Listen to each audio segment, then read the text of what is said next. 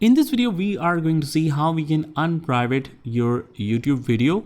So whether the video is unlisted or private, I'm going to show you how we can unprivate it or make it public.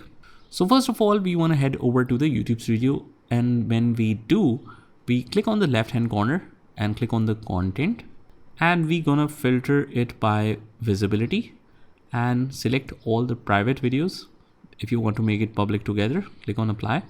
And from here, we select all the videos, which is private. You set the visibility to public and click on update the videos. I understand the applications of the bulk. Click on update the videos and it will take some time and it will make all of the private videos public. Alternatively, if you want to make it public one by one, you can get this visibility option next to each single video. You can set it public and publish it. And that is pretty much all you have to do.